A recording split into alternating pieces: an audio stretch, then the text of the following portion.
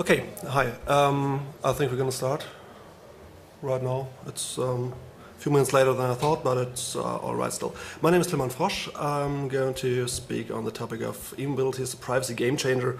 And yeah, about me, I'm a researcher at the Horst Götz Institute for IT Security in Bochum, and I'm working in this system security group. And it's like stuff like privacy and cryptographic protocols and network data analysis and really large-scale systems, preferably. And yeah, as you can see in the lower right-hand corner, this is kind of our outlook on the world. It's pretty dark there, but it's got double rainbows. So the topic is concerned with the time when oil becomes even more rare than it's now. And so we have a scarce resource here, and it will take some time until it runs out, but in the meantime it will be expensive, and probably too expensive for the average civilian to use it as propulsion technique. And so we've got several other propulsion techniques coming there. One of them is electric propulsion, and I think it will be most probably one resource that can be used or will be used.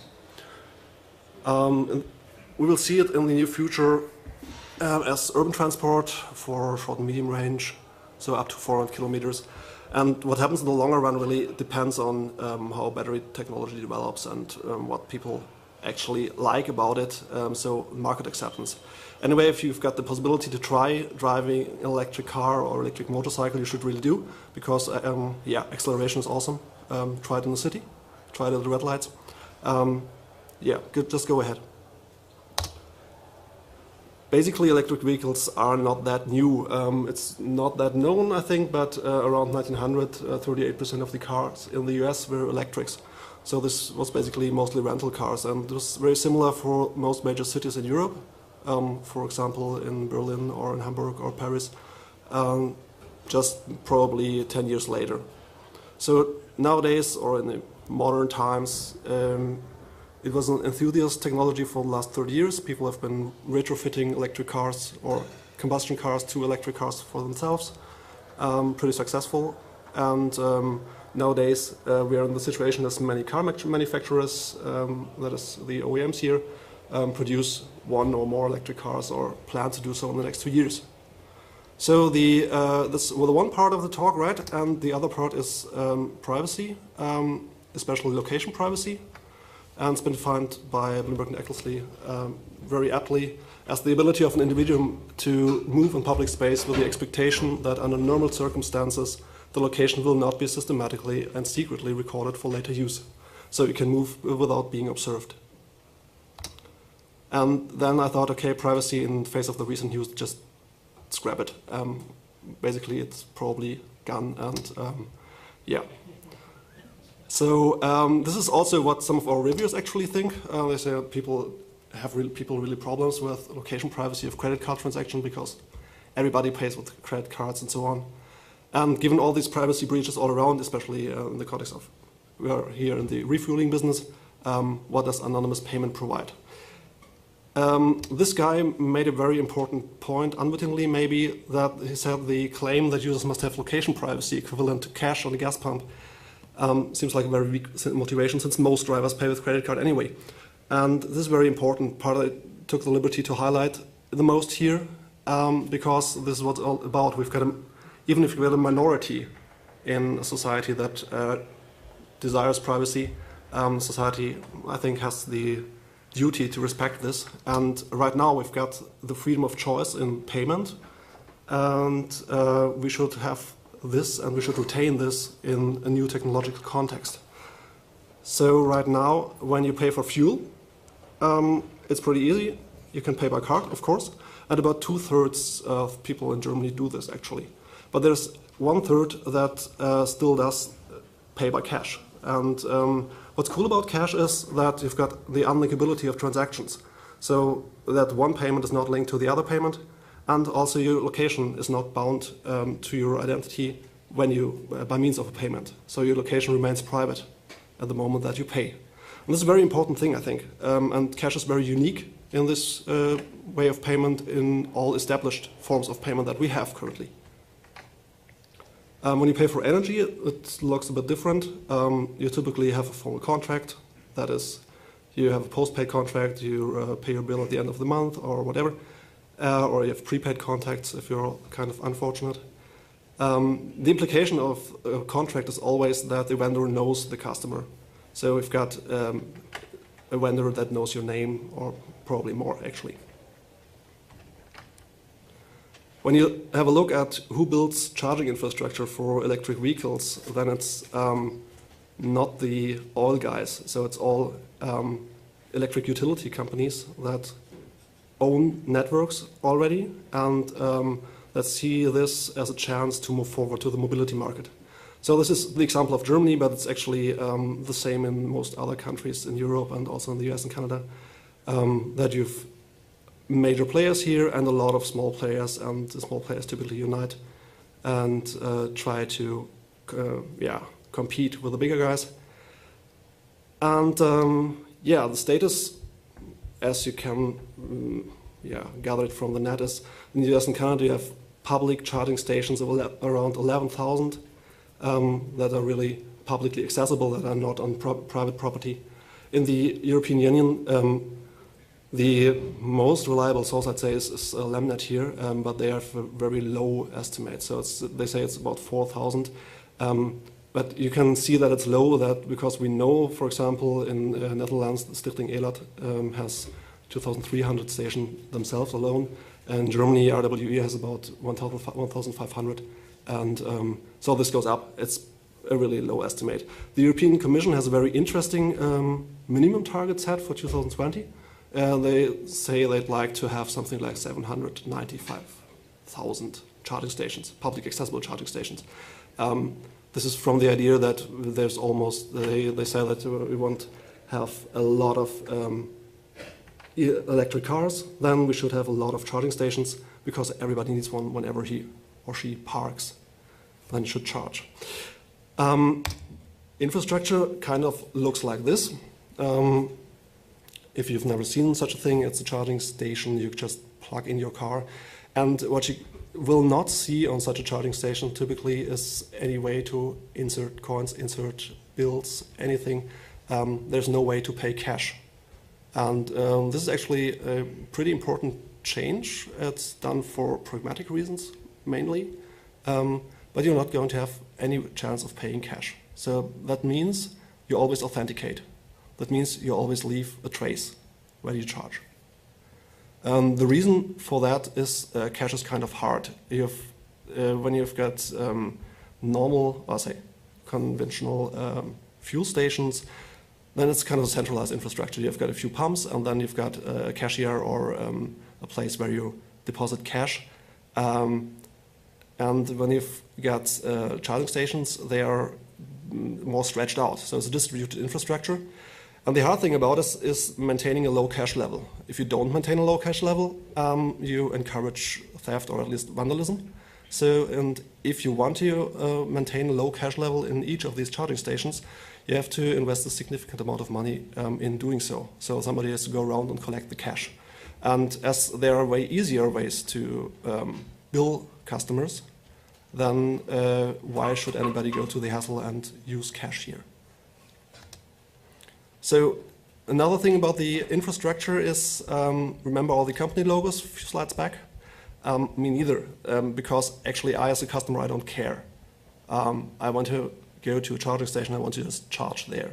I don't want to have a contract with any provider who owns charging stations. So what I want to have as a customer is seamless roaming. And the utilities have already understood that this is a nice thing.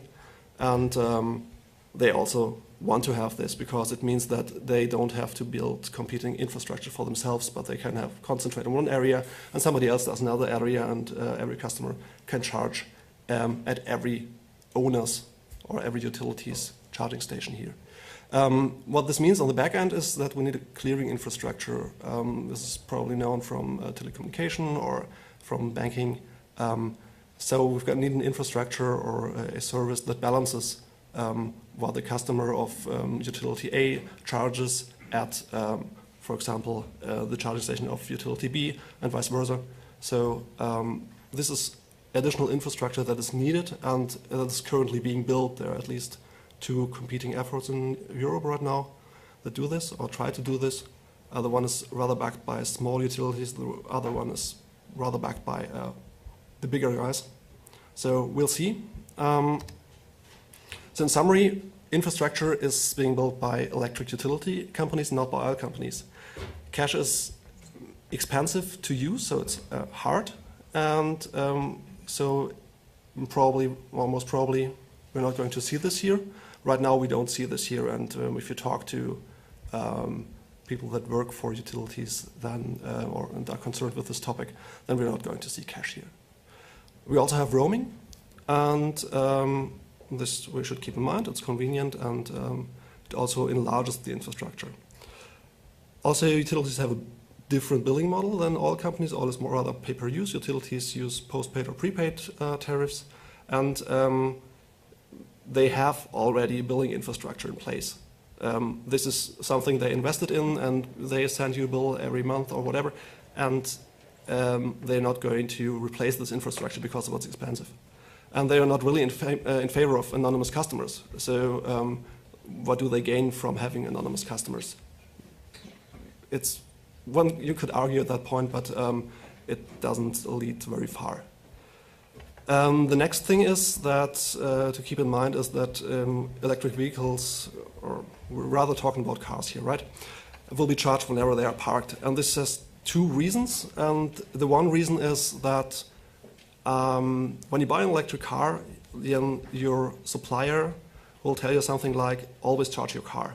Because the battery in the car is about 1/3 of the net worth of this car, so it's really expensive, and the battery knows basically two bad states, and the one is really simplified here. It's completely empty, and one is completely full. Completely full you can avoid by having proper battery management, and completely empty, yeah, the customer should charge. And the customer does this by her own free will, because of this second point here. It's called range anxiety in the press typically.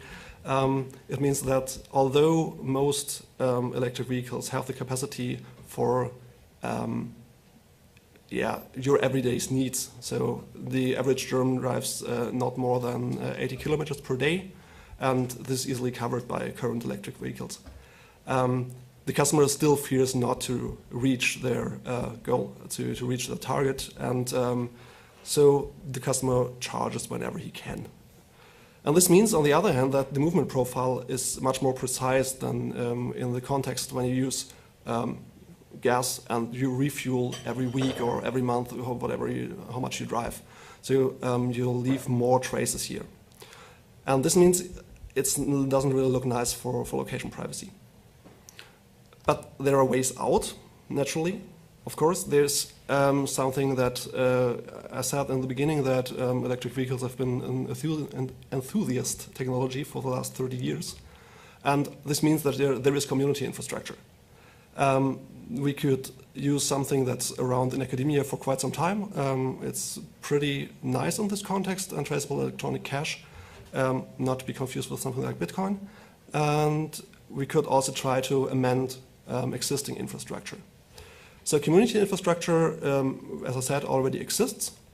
There is, for example, in Germany, there's Drehstromnetz, which just means you join the network by putting such a wall-mounted box on a publicly accessible place. And for mounting this box, you get a key that fits all the other boxes. And you have got a map with coordinates where so you know where you can charge. You can just drive up there and charge, and afterwards you leave the appropriate amount of money in this box. So it's a really fair use principle. It needs a lot of trust. As it is with communities, they typically work best when they're small, and you have outliers when they are bigger. So when the community size grows, we will see more abuse. And another problem is rather fascinating, came up in a workshop with people from utilities and government and so on. And they said something, home charging is going to be a problem, because when we replace electricity as a propulsion technique, or we use electricity as a propulsion technique in replacement for gas, nowadays, when you build streets or maintain streets, this is to a significant percentage financed by gas tax. And this means that if this income at that point decreases, that every state or every country has to replace at this point. And this means that we'll see something like taxation on electricity that is used for driving. The interesting point is here, if you charge your car at home at this point, you're kind of evading taxes. The way around, so even the utilities see that this is a problem because you criminalize people and you shouldn't. So the idea is people want fast charging because people don't want to wait for 8 hours until their car is full. And so we just tax fast charging. And this means that you can't really do fast charging even if you have the technical capabilities at home. So you're kind of limited and locked into slower charging techniques here. So second way or possible way out is, as I said, untraceable electronic cash. It's been a while. It's been around for a while. I think it started with the paper by Chom in 1988, and there have been a lot of publications on this here over the 90s and until recent days, and there's some pretty interesting work in the latter paper actually that solves a lot of problems in this context. So, but the interesting thing about this, it's been around since 1988, and none of us has ever seen this in the wild. This is because nobody wants untraceable electronic cash, actually. So none of the vendors wants it. As a consumer, I would approve, but as a vendor, maybe not. And I'll just give you an intuition on the techniques itself. So keep in mind, intuition, it means it's almost always nearly wrong. And so the originally eCash was, or electronic cash was based on the principle of blind signatures. And just imagine you have envelopes made of carbon paper, so everything you write on it prints through on the inside. And then a user generates coin and notes, and these coins and notes have a serial number, and the user puts these coins in an envelope and hands it to the bank. The bank signs the envelope, and because it's carbon paper, the signature of the bank prints through on the notes. So this means that the content is signed, but the signer actually has never seen the content. That's because it's the reason why it's called blind. Then the user is free to use this money and can use it to pay any vendor that accepts it. And the vendor hands the coin back to the bank, and the bank then checks, has this coin already been used? It looks up in the big database, and the growing database. This is one of the problems here in practical use. The database only knows one direction of growth, because with every coin that's generated when it's redeemed, the bank stores this serial number of the coin in the database. So this is the intuition of that, and it's actually, from the privacy perspective, as a technique, it's awesome. It really solves a lot of problems here because it's really near the point of having actual cash without the hassles of maintaining low cash levels and so on. The problem here is basically started early with people saying that it facilitates crime. So there was this, remember the first paper on untraceable electronic cash was in 1988. In 1992 there was on blind signatures and perfect crimes, because it's untraceable. And this is basically a problem that every government has with untraceable cash. And it's also that, keep in mind that most utilities still are unwilling to serve anonymous customers. So if the vendor does not want your currency, what can you do? So the third way out, or possible way out, would be to improve our existing infrastructure, make it privacy friendly. So right now we have a limited amount of infrastructure. Say we've got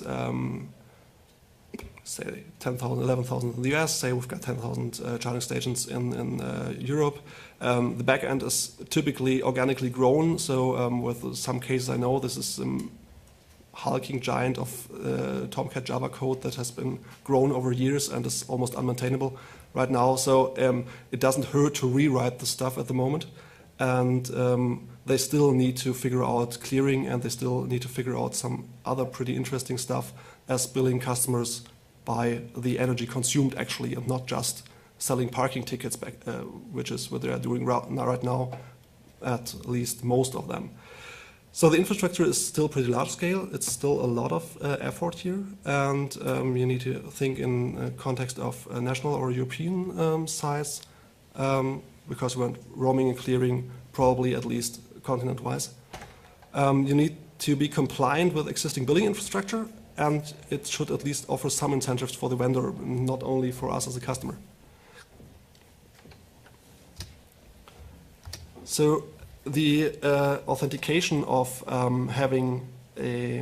using current infrastructure that fits to current billing infrastructure means that we need authentication, that we still need something that where the customer is actually known.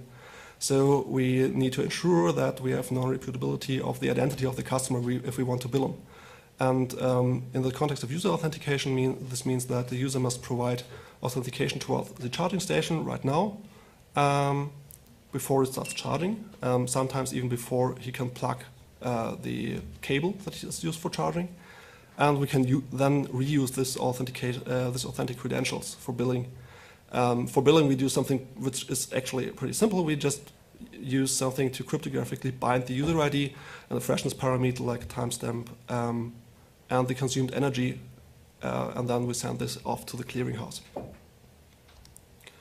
Current authentication methods that are out there or being developed is of course smartphone apps, which basically means that you have an app that contains a QR code reader, and there's a QR code at the charging station. You scan this code, and it communicates with the backend saying, okay, I'm customer X, I'm at charging station Y, please unlock this and let me start charging. The same can be done by a phone call. And also by SMS. SMS to charge is actually one of the most used techniques right now, next to smart cards, or rather not so smart cards. Most cards in the market right now are MyFair Classics, and I think we should have learned some lessons on MyFair Classics by now. But they're still being used because they are cheap and everybody knows them. And of course you can use other smart tokens like NFC-enabled phone that have basically the same functionality here. And what the OEMs, that is the car manufacturers, really like in this context is the ISO standard 15118. It basically means it's marketed as plug and charge, that you just plug in your electric vehicle to the charging station and then seamlessly start charging. This works basically by having a smart card in the car and having a communication protocol in the charging cable. So it's pretty nice, but has some interesting legal implications, because typically you have a driver and you have a car owner, and this is not necessarily the same person, but who are you going to have the contract with? So this is currently unsolved on the legal side. So location privacy in this context. If the user must be identifiable, why can't we just have the charging station anonymous? In real life, we don't need to know where this charging process took place to bill the customer. And we can actually do this with the help of, not signing the credentials with standard signature algorithms, but using group signatures here. The following is joint work with Sven Schäge, Martin Goll, and Thorsten Holz. And let me just introduce you to group signatures on a very superficial level. Group signatures are still a digital signature scheme with the additive that it brings strong sender anonymity. So the signature is not produced on behalf of an individual, but on behalf of a group. So a verifier can check, is this a valid signature on this data from a group member, but it's not able to attribute the signature to an actual group member, but just to any group member.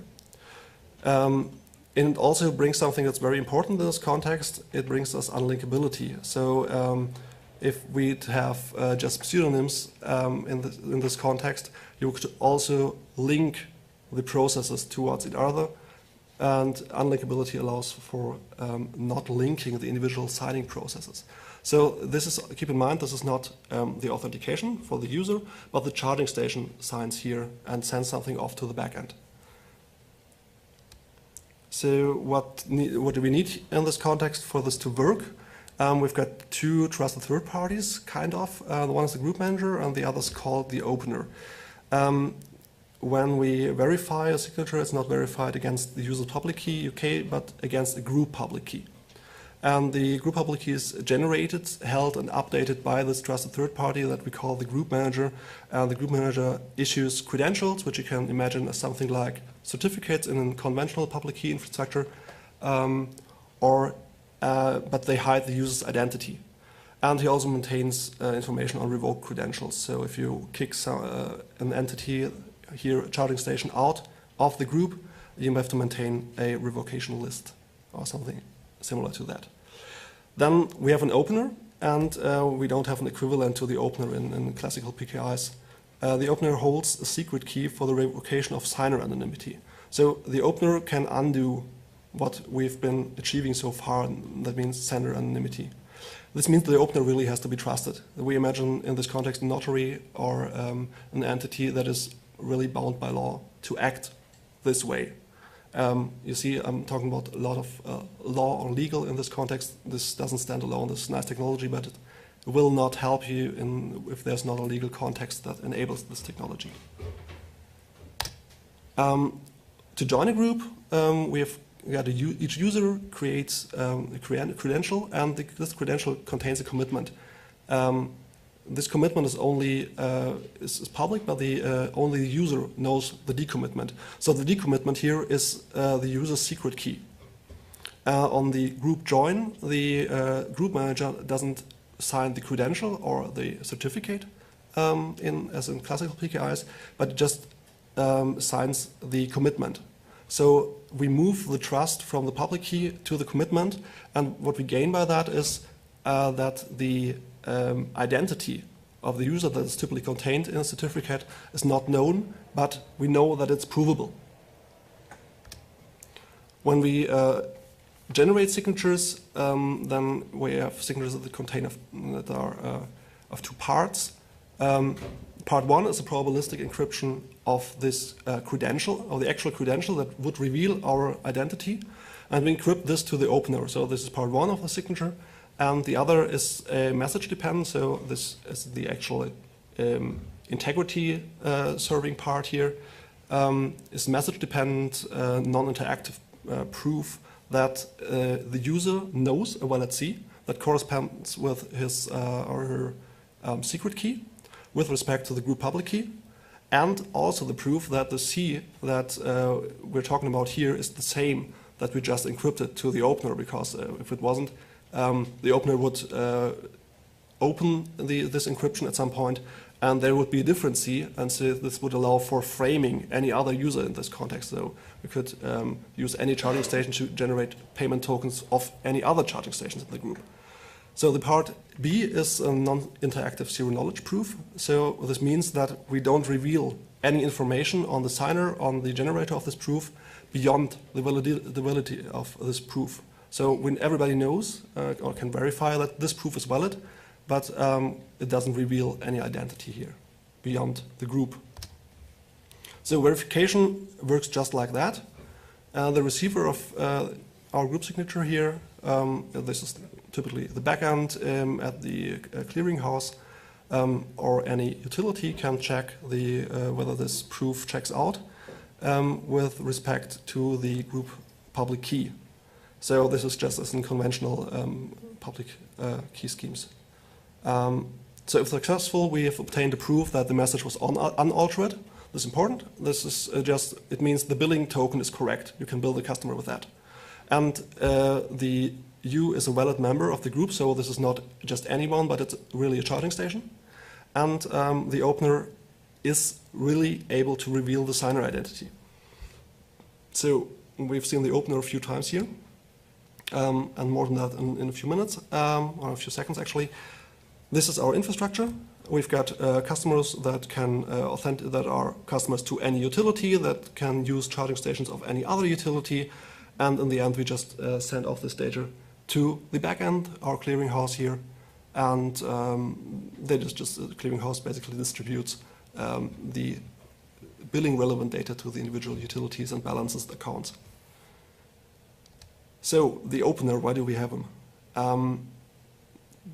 As you can see, or as you have probably so far seen that the opener is a trade-off. This scheme for me as a customer would be way more convenient if there wouldn't be an opener, so then nobody could ever reveal the location where my charging process took place.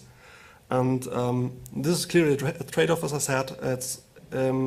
We like to offer legitimate dispute resolution here. That means that we've got utilities here that we want to use this technology. And these guys are used to settle any disputes in front of a court of law. And this means that if we've got our technique here and we want to have them compliant with the current business processes as best as possible, then we have to offer something similar. And also there is something very interesting, and this interesting part is energy and standards and measurements laws. Almost every country has these, and in Germany, for example, when you sell energy to someone and you bill this person for the energy, then you're required to show the meter ID, and you have to retain, for every measurement you do, you have to retain the meter ID for 6 months. And the problem with the meter ID, Deutsche Zählernummer, is it's a location-bound token. So if we need to retain this, then basically everything we did before is futile. But we can amend this problem by encrypting this all location-bound tokens that we probably need in the part where we encrypt the credential to the opener anyway. So we still reduce the amount of trust we have in the system, or we need to have in the system, to one entity. Also, this is why we have the opener here. The scheme that we're using is XSGS. It's extremely small group signatures. We use it because it's pretty fast, and you can sign on an ARM A8 of the gigahertz in about 41 milliseconds. Time is not really critical here because we typically have a charging process, one signature per charging process, and a charging process takes something like at least 30 minutes if there's not a problem during the process. And why the ARM A8 core here? It's something that you can actually find on charging stations out there. So it could work. Then the verification is also pretty cheap. We can verify 93 messages per second on a single Intel Xeon core. So this is, you can easily parallelize this. And what's nice about XGS is that you can do batch verification, where you do the really expensive computations only once per batch. And what's also nice and what's really important here is XGS offers non-frameability. As I said before, it fulfills the need for unlinkability of the signatures. So even if we have one signature opened, we don't know which other, so right now unopened signatures have been signed by the same signer. This is a pretty nifty feature here. And also it's provably secure in a very strong security model, the BSZ model. This is nice from an academic point of view, but also it's also nice in practicality, because it's in praxis, it's pretty secure. It's based on the BBS scheme, so if we want to read up the math here, and the XGS scheme itself is published by Delorable and Pocheval at WeirdCrypt in 2006. So if you want to have all the formulas that I've not shown here, you best read them up there. So back to our context here. What our group signature schemes offers, if we use it here, is a cryptographic binding of metering data and freshness token and the user ID. So we can create a billing token that's, or a metering datum that's sufficient for billing. The identity of the charging station remains hidden, and we only know the group association. So how cool this is with respect to privacy or location privacy really depends on the size of the group. We get a signature that's verifiable and that's not reputable, so this is from a legal point of view, this is nice because it should check out in court. And if we choose the group large enough, say all charging stations that are operated by utilities that are associated themselves with a certain clearinghouse, this is a pretty large group. So this we're thinking in categories here of all charging stations in Germany, or all charging stations in Europe, all charging stations in the US or North America. The size of the group depends actually on the convenience you have, that is, how far your roaming goes. So far this is nice, right?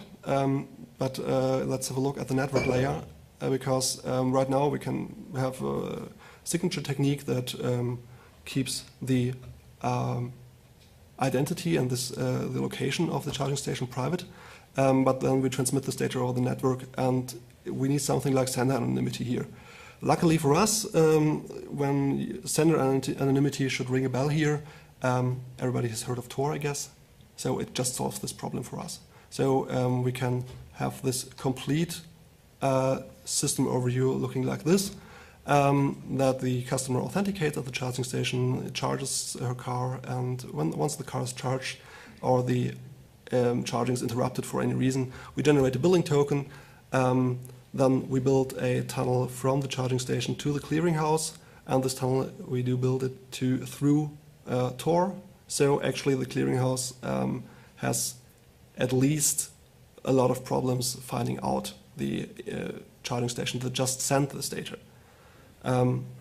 Yeah, this is so far the system, and let me conclude here with saying that location privacy for electric vehicle charging is feasible. We've seen at least 3 ways how you can achieve this, how you can retain the privacy that you currently have with just paying cash at the gas station in this technological context that we're all, let's face it, going to see in the next 5 or 10 years. We've got the community approach. We can try to roll our own infrastructure here, which is really, really hard because it's really hard for the utilities, and the utilities have a lot of resources, and we're talking here about coverage of charging stations out there in a density that makes sense to the customer, that's actually usable. Or we can try to patch the existing beginnings, and what we resorted to was trying to build a system that's can be integrated into current infrastructure with not too much hassle, so to say. Computing, as I said, computing is hard, so we try to improve the current system, I think. This would be beneficial for customers, and it would also be beneficial for a clearinghouse and utilities. How so? On the one hand, you can evade data loss scandals. So data that is not there, that you don't own, can't be lost to pastebin. On the other hand is we have a unique selling point here, because what most utilities are struggling right now with is to be compliant with energy and standard laws, to really bill the customer by the kilowatt hours that the customer consumed.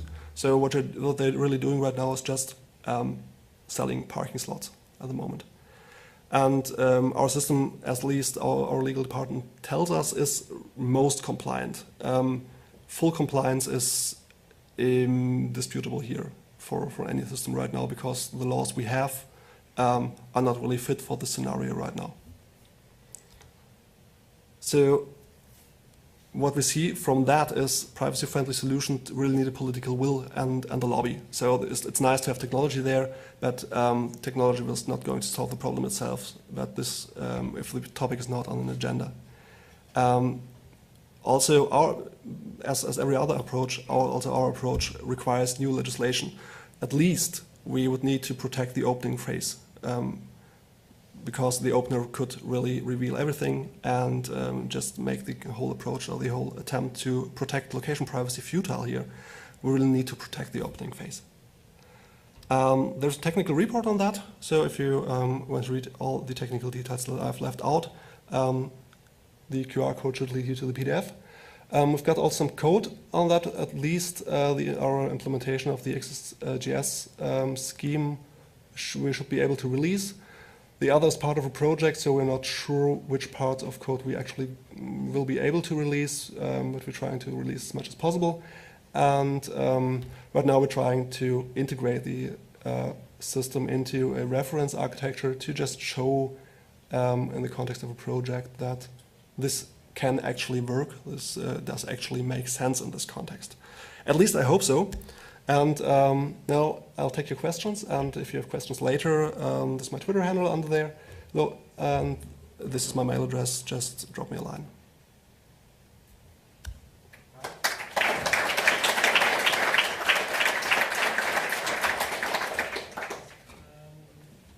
want to take a question about the business.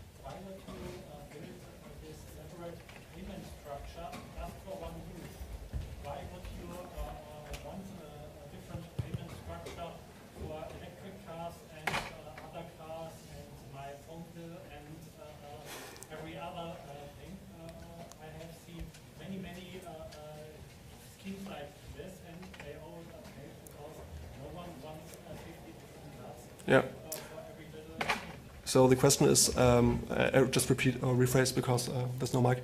The question was, why would we just focus on electric mobility, and why would we just don't use this scheme for every other payment scenario that is out there, right? We don't actually. This is just the example that we choose, and I'm pretty aware that this would fit many other problem spaces as well. So, as you say, refueling conventional cars, same problem here. You pay by card, same problem. You could fit this on other domains here. I just chose this problem domain. You can adapt to others. I don't know who was first, actually.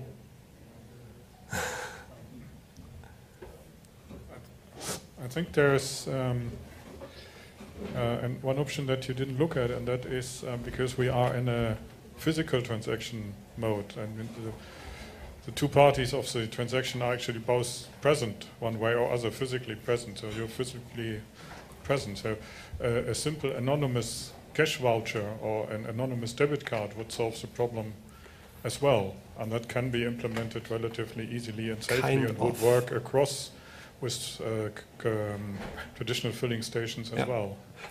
It would solve kind of, because it would also only solve the problem if you use the prepaid or debit card or whatever only for one transaction, because if you don't, you link your transactions. And this is a problem because we've learned, there was a nice article in Science, I think, a few months back, that from only 4 transactions of a pseudonymous person, you can say with 95% probability who this person actually was in this data set. So pseudonymity is not enough here, but you can, of course, pay for a voucher, deposit, discard this voucher afterwards, then you would solve the same problem. You're right, but as it is an anonymous card, of course, there's no limit how many of those you have in your pocket. And then when you use it for 5 transactions, then it's expired, you take a new one, and you have also limited it quite a bit. The problem here is then still that even if we just say anonymous vouchers that you can buy from a utility, they say no. So this is my experience in talking to them. There's a problem here. Yeah, your approach presupposes the private property of cars, and well, is that still interesting? Because, well, you see in big cities, and electric cars work mainly in big cities, the number of privately owned cars decreases, especially in Berlin. And I think the way of the future is that cars are simply there, you use them and leave them at some place, because there's always the problem with parking places in big cities. This increases with these stations. You have to find a place for them. So owning a car seems to me a concept of the past. So if it is a concept of the past, it would be much better to link the payment to the car and not to a person. Because well, then the company that owns the car and rents the car, then then they will provide electricity, and the customer just pays for the car, including the electricity. Yeah, sure. It's okay. I think it's rather a philosophical question on whether you should own cars or not. No, it's a fact. It's empirically it's empirically proved that the owning of cars is decreasing in big cities. Yes. So that is a fact. Okay. Just to add, in Paris you have exactly that model. So you have electric cars and you have car sharing models with electric cars. So it's what you're saying. Yeah. So actually, no critique from me here. I think that's the good idea. But still, you have a significant percentage of population that owns cars, and I think you're not going to lose this populace entirely. And then we are back at the point that also minorities have rights and need to be protected. So yeah, when this minority then is car owners, then so be it. I think it's still fair, I guess. And of course, you could also transfer this whole system to paying by car. It's just where you place the credential, right? So it's also still the point is only where you place the authentication point and whether you profile cars with a set of users. And would be interesting to do data mining on this data set actually. But still, yeah. I mean, the system basically would be compatible, could stretch it out to that. And the future will show how this car ownership in Germany or in Europe or in the world is going to develop. Yeah, so one more question from Pierre on your other side. Hi. And so I wanted to ask, do you really think this will matter to the customer? I think a lot of people are already giving freely away their location with their cell phone 24 hours a day, and I think just some small data points will not matter to them anymore. Yep, that's true, but the point is that you can leave your cell phone at home, and if your car is your mean of transport that brings you at... Yeah, but you still have public transportation where you do not get tracked. In cities, correctly. Don't have public transportation everywhere, and actually it's a freedom of choice not to use public transportation and still want to have something like location privacy. So I think, yes, should be still interesting.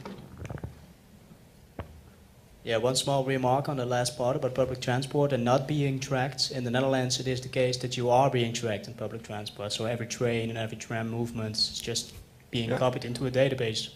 Not necessarily being tied to an individual, but of course the public transport sector does everything to make you buy a card which is on your name, tied to your identity. So maybe in Germany it's different or still different, I don't know. But in the Netherlands it's fucked up. Yeah, so when it comes to public transport, actually the last paper down there is pretty interesting because it actually tackles the exact problem here. At least tries to. It's, again, nice use of theory, and it's pretty well thought out, and it's a pretty nice paper. If you can put it to use to convince any mobility provider of public transport means to use such schemes. So it's basically on the idea that you have a card and you check in, and when you enter the means of transport, then you check out again. So and this exactly fits this scheme or tries to solve this privacy problem here. Further questions? Then thanks for your time. Or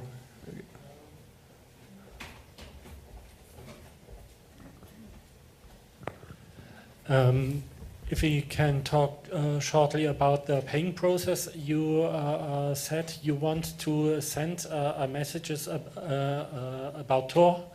Is Tor reliable enough? yeah, basically. Guaranteed? Guaranteed, of course not, but it's not time critical here. So even if you should see network outages here, then you just retain the payment tuple, the data tuple at the charging station, and when the network is back up, you just send it. So reliability, it's really not time critical because you only have a certain amount of transactions per day, because charging takes at least right now half an hour. This is Tesla's fast charging stations. Normal charging stations you see out here are way slower. So time is not an issue at that point. But as you said, this is only an example. Most paying transactions are time critical, very time critical, and there are many regulations about that. Mm-hmm. So I don't think Tor is any option if you want to make it real. Okay.